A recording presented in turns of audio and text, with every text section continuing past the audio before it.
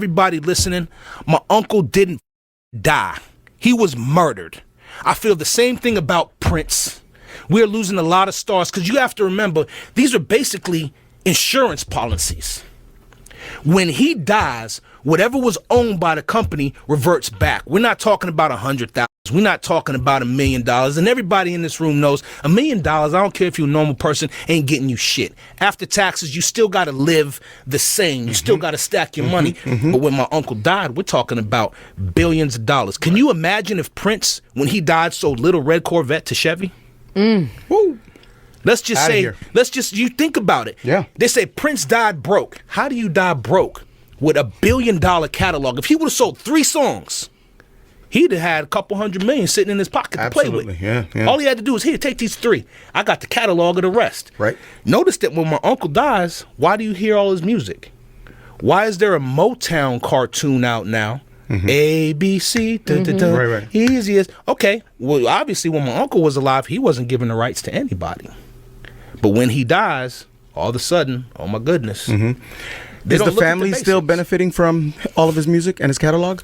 When you say benefiting, I mean, I guess for this last name, because of what my father and them did, that is the benefit. That's the pride of standing for this last name, because, you know, when I grew up, people don't understand. My father and them, they were around. Yeah. But then also when we were around, if we wanted to see him, we had to go to a show. So it wasn't like personal. We'd have to sit around in this, oh, hi, Pops, we love you. But then you got people coming and taking pictures and this and that and Right. this. So when we grew up, it wasn't even groomed. It was, we were told, you can't do this because of what's going to come back. You know, so when you look at it, say, how can I say this, man?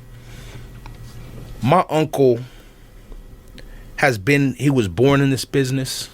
He died in this business. His whole entire life. His whole entire life.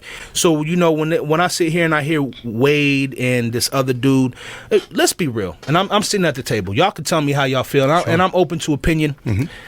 I've had horrible shit happen to me. And any of that horrible stuff, I've got rid of. I'm not going to keep. They showed Wade burning the pictures of Michael. Yep. And doing all this stuff. So why does the weirdo keep a ring? And let's be real. Like I said, Neverland was a toy for my uncle. You think my uncle's going to buy some little ring? This is a man who, for us as children, closed down malls. I'm going to say it out there straight for everybody listening.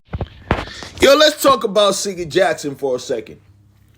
There's a lot of things he may not fully get or refuse to get because of emotion. And I understand he's part of the family. He's one of the Jacksons, obviously. There's a lot of emotions that's involved in what he's saying. Now, without any facts, his opinion matters. Now, well, let's be honest. He said something that's so very, very important. Yes, your uncle was born in this business. He was made up by the industry. So think about this. When you build a plane, when you build something, now the maker of that thing has the power over that thing. That's how it works. Unfortunately, though, when you build a human being, especially like your uncle Michael Jackson was a child superstar, megastar. As he grew up and starts to have his own mind, a mind of his own, he's going to run into roadblocks. He's going to run into a resistance. Now, y'all just happen to be part of the family, but I'm sorry to tell you, Siggy, yes, your uncle probably was murdered. But there's one thing I'll tell you. There's something you said that most people will disagree with you. Now, the common man don't think $1 million is just nothing. That's a big lie. You don't take $1 million just to sit on it and use the money and just wait again for another $1 million to come. You got to make the money make money for you. And that's something your uncle and the Jackson family probably knows, but don't know to the degree that they can sustain based on their own wealth. You got to learn how to make money for you. You can't just rely on the catalog or Prince catalog and all these things you're saying. Obviously, it sounds good. It's so believable Any regular person will sit there and be like, dang, he's telling the truth. Well, you're saying what you know. He probably got murdered. Whatever it is that happened, but I'll tell you this. Artists or talents just don't know how to manage their money. They don't know how to turn money to make money for them. Once your uncle made that much money or whatever the amount of money that Michael Jackson made, it was somebody had to teach him or teach your family how to get that money to continuously make money for them. That's the difference, my brother. That's the part that becomes a little bit tricky. Now, I'm not sure what angle you're coming from, but I could tell that you're talking about a catalog and all these different musical rights that your uncle had, and when he passed away, people, stole stuff or took the rights.